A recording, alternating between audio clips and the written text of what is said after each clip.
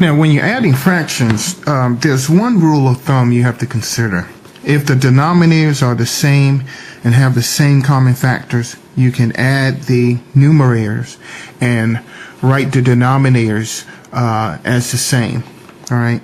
Now, when you simplify addition of fractions, you want to keep in mind, look at your denominators and see if they're the same, and then look at your numerators. For example, let's simplify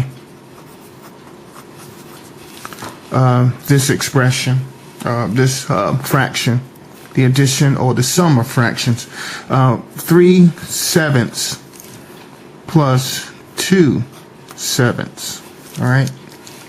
When you look at these two fractions, look at your denominators. All right. If the denominator is same in the sum of fractions, or when you're adding two fractions together, you write the denominator once, and then you add the two numerators to the fractions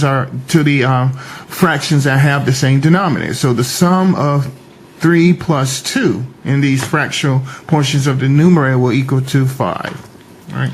Let's do one more example.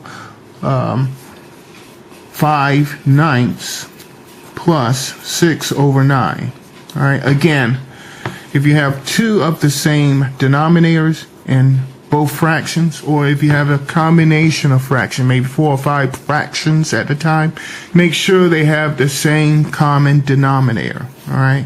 That's the only way you can add the numerators and then continue to bring down the denominator, which they all share. So since these two fractions share the same denominator of 9, you write the common denominator as 9 and then add the fractions. Okay. All right. Any questions? Now notice when you add the two fractions here, you have an improper fraction.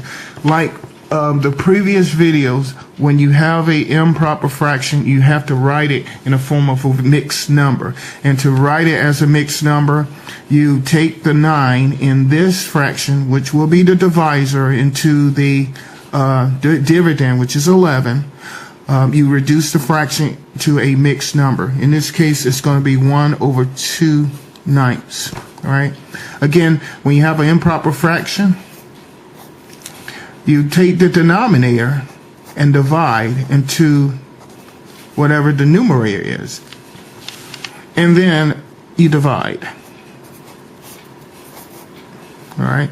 Then the remainder becomes the fractional part for the numerator, and the divisor becomes for the fractional part for the denominator. So you have 1 2/9. Okay.